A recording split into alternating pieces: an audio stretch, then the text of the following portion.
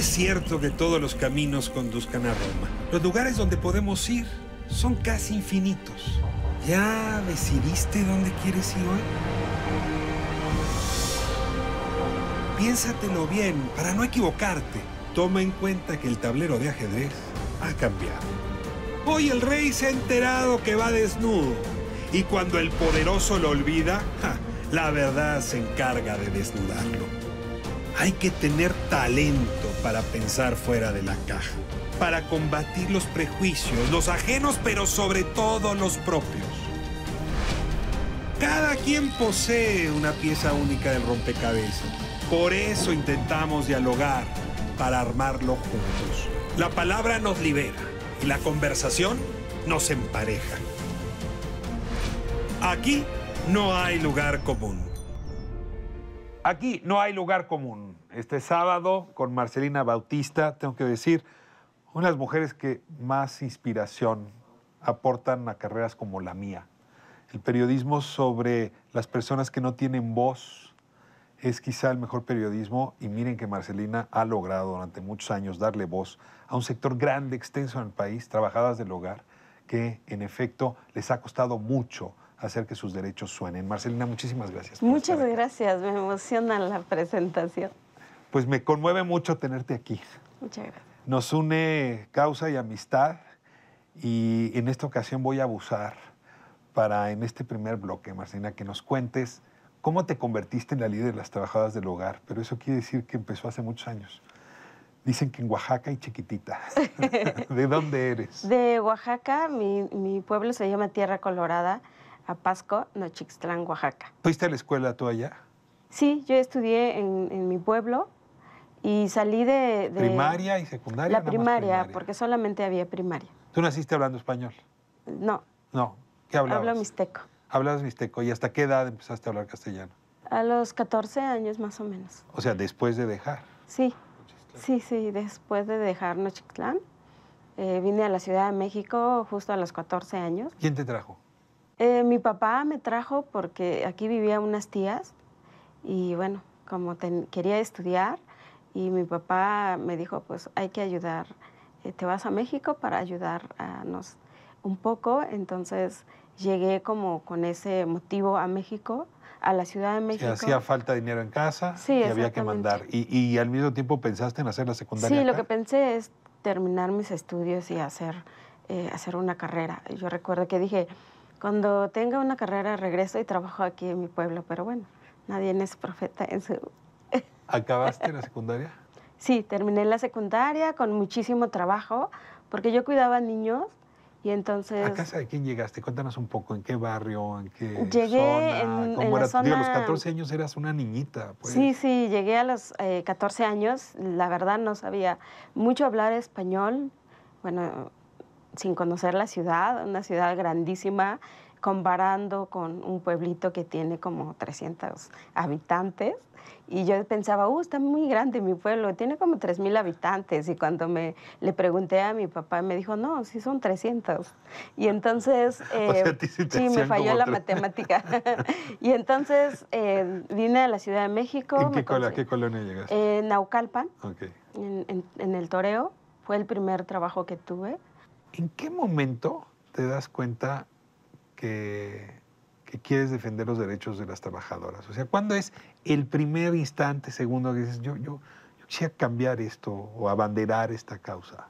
Pues nunca la pensé. Cuando tenía 17 años, pues yo veía como pasar el tiempo y lograr lo que yo quería, como el sueño de seguir estudiando. No lo estaba consiguiendo. Entonces, pero aparte de eso, después de muchos años le di nombre a como el trato que recibía en las casas, o en esta casa donde estuve, la discriminación, ¿no? A la hora de la comida, o sea, era, háganse de comer, ¿no? Cuando nosotros ya habíamos servido la comida que se hizo ese día. O sea, háganse de comer algo distinto a lo que la gente estaba comiendo. Sí, y aparte era diferentes trastos. Y entonces no podían usar los mismos platos. Sí, nos tocaba de plástico. Había un lugar separado donde estaban nuestras cosas. Entonces había como esas cosas que yo decía, hay una diferencia aquí, pero Marcelina, como que normal, ¿no? ¿cuándo En llamaste otra. eso discriminación? Híjole, creo que hace cuando empecé a tomar más conciencia, no sé, en el año 2000. Hasta entonces. Sí, cuando empecé a ver, o sea, qué es la discriminación, o qué es la violencia, o qué es la desigualdad, incluso, ¿no?, la desigualdad de género. Tengo una pregunta.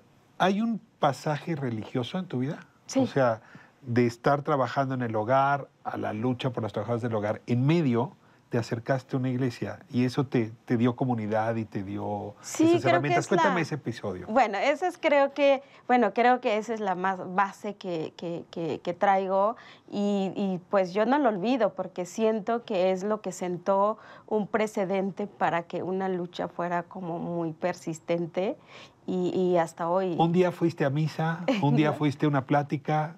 Ese grupo Bueno, de tanto religioso, ¿quién? buscar como estas cosas que quería hacer, porque yo decía, no puedo estudiar, yo no puedo seguir en esto. No puedes acabar la prepa, no vas a hacer carrera, no voy a regresar a mi pueblo. Y entonces buscaba como cosas que me pudiera satisfacer esa inconformidad que tenía al no poder seguir estudiando. Entonces, en una de esas yo veía mujeres tejiendo, yo veía grupos así tocando la guitarra y todo. Dije, eso quiero, ¿no? Y entonces entré a la estudiantil de la iglesia y pues me ¿De fui qué a iglesia? una iglesia, San Esteban, en Está Naucalpan. en Naucalpan. Y justo está la iglesia en el camino que yo iba para la casa de mi tía. En una de esas pasa el párroco y me dice, pásate a una reunión que tenemos. Creo que aquí no te quieren mucho en el grupo de estudiantil porque también yo encontré un poco como esa diferencia, ¿no? De que de repente tenía las uñas largas, me pintaban las uñas y me decían, si vas a tocar guitarra no puedes tener uñas largas, ¿no? Y entonces, como que esas cosas, y seguramente no cantaba bien. Entonces, y el párroco me dijo, tenemos una reunión de jóvenes aquí, pues, ¿por qué no te pasas? Y entonces yo llego a un grupo de jóvenes que eran obreros, obreras, y pues yo Ahí las uñas largas ya no importaban. No. Y entonces ahí llegué y me incorporé al grupo y escuché un poquito pues de qué estaban hablando y eso, y seguí los grupos a esas reuniones los sábados, a veces los domingos, y pues ahí empecé un poco. ¿Y había discusión social en ese grupo? Sí, sobre los derechos de los trabajadores. Yo, por supuesto, no tenía derechos, no sabía que tenía derechos. Y entonces yo escuchaba, vamos a marchar el 1 de mayo, en mayo las utilidades y hablaban como cosas. ¿En la iglesia? Sí. Oye, una iglesia interesante esa de San Sí, Esteban. sí, yo encontré a un sacerdote bastante progresista. Él ya se fue a su país hace como 7, 8 años. La verdad sufrimos mucho cuando él se fue porque él creo que nos dio las bases para poder hacer algo en este mundo y una de ellas soy yo, ¿no? Déjame irme a corte y me cuentas qué pasa con tu vida después de este encuentro con este sacerdote. Seguimos en No hay lugar común. No se vaya, regresamos con Marcelina Bautista.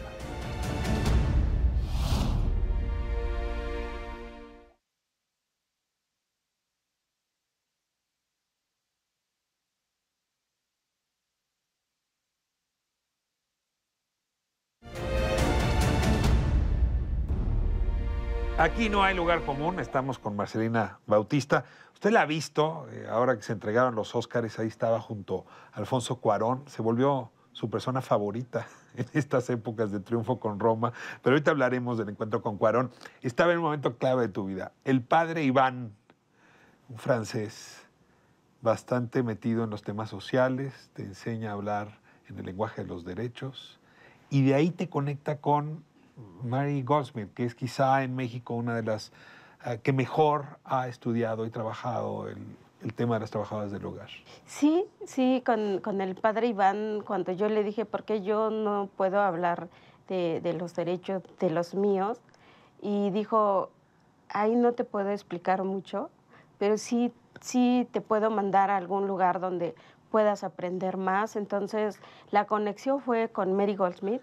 ¿Por qué te dijo no te puedo explicar mucho sobre el tema? ¿Por qué no estaba cerca del trabajo del hogar? Porque él no tenía como el tema de los derechos laborales. Él nos hacía estudiar sobre la realidad de la vida, sobre otras cosas. Entonces, cuando yo veía que tenía yo como esa diferencia de trabajo con los obreros, yo no era obrera, yo estaba como empleada del hogar, y los obreros hablaban como otro lenguaje de Ellos derechos, sí hablaban ¿no? de derechos y Sí, las trabajadoras ni siquiera. Y entonces el padre Iván me decía, bueno, pues todos los trabajadores, las trabajadoras, pues tienen los mismos derechos, ¿no? Te mandan con Mary Goldsmith. ¿Y qué pasa con Mary? Y bueno, Mary Goldsmith tenía un grupo dándole clases de alfabetización. Ella es profesora de la UAM. Mary Goldsmith es una feminista.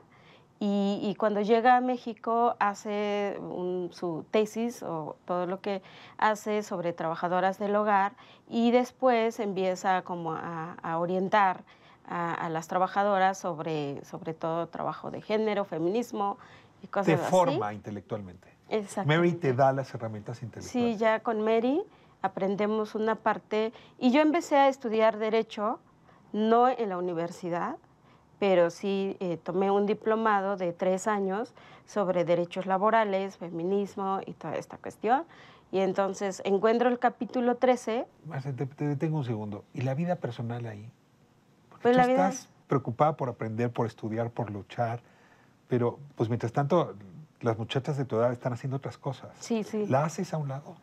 No, yo hago un grupo ¿Sí? de compañeras, éramos como 30 trabajadoras del hogar, y algo que estaba aprendiendo desde la iglesia era pues crear comunidad, estar siempre juntas con cualquier persona, pero sí esta idea de estar todas juntas me llevó un poco así a armar grupos, convencer a otras trabajadoras del hogar, ir al parque. Ese es el origen de CASE. Sí. A ver, cuéntale al auditorio qué es CASE. Bueno, CASE es el Centro de Apoyo y Capacitación para Empleadas del Hogar, que fundé en el año 2000 a través de una beca que yo fui acreedora por la Fundación MacArthur.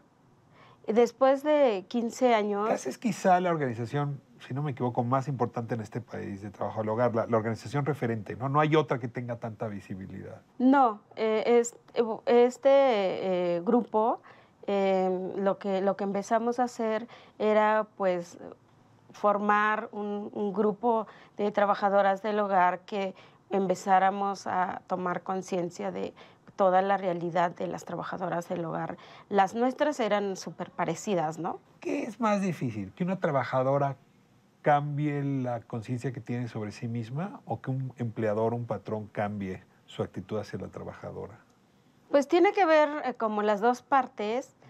Una parte nos damos cuenta, pero no logramos acceder como en los derechos. Te tienes que dar derecho a exigir tu derecho. Y la otra parte sabe, pero no quiere darse cuenta que la otra persona tiene la misma necesidad, y hay como estos privilegios de decir, pues no, como que lo que tienes es mucho, entonces...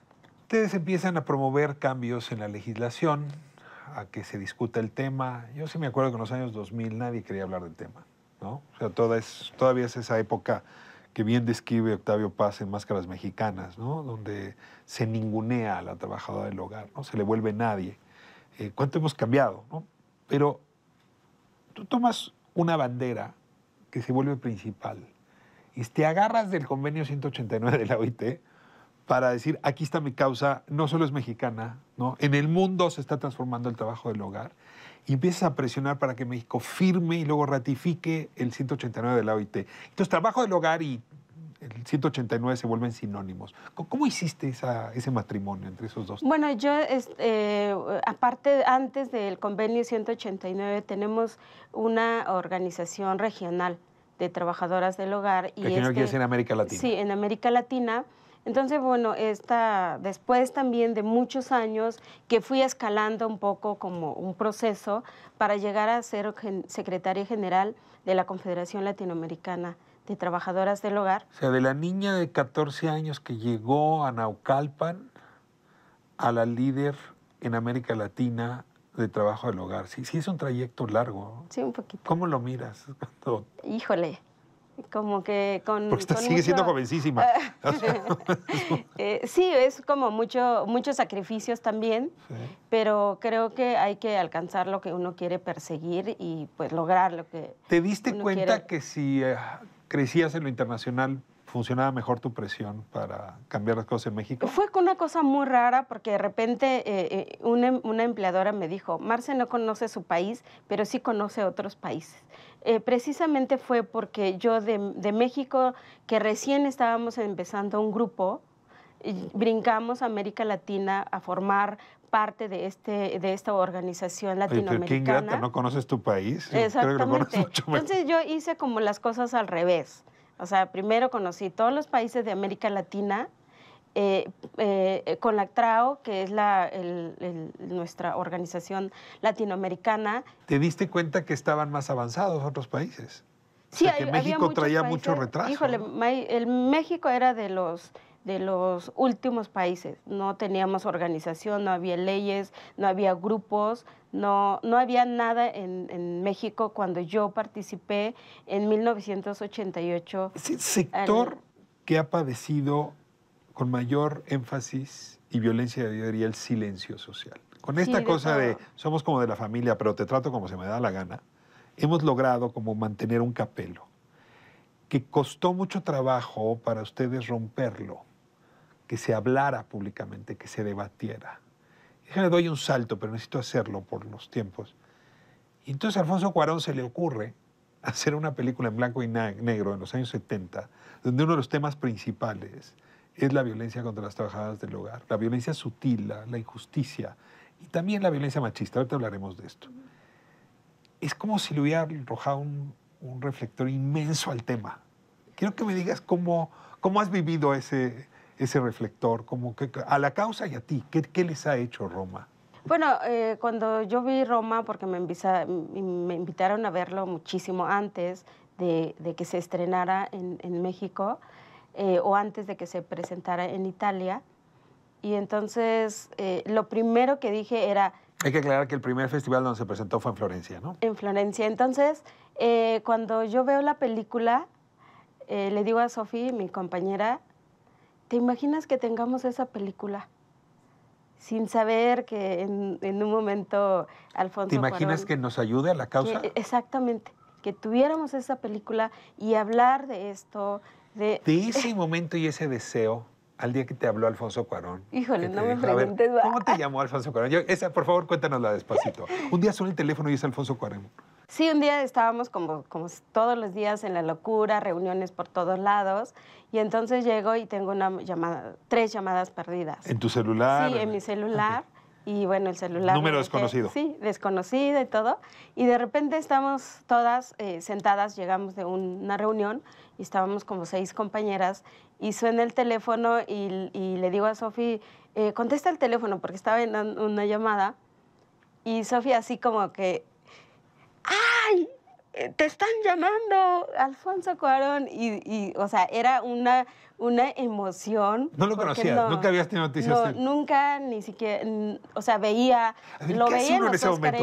Óscares. Te paras bien, te pones firme, contestas. Sí, ¿Cómo nos quedamos, actúas? sí, la Para verdad, no deshacerte en ese momento. Sí, la verdad era así que primero Sofía toma la llamada y cuando dice Alfonso Cuarón, yo me quedé así, no, y hasta que pues logró hablar con él. ¿Qué te dijo? Y él Marcelina. dijo, Marcelina, yo te estaba buscando, yo supe de ti por Lidia Cacho, entonces yo quiero apoyar a la causa, me interesa muchísimo apoyar a tu sector, al trabajo que estás haciendo y a los pueblos indígenas.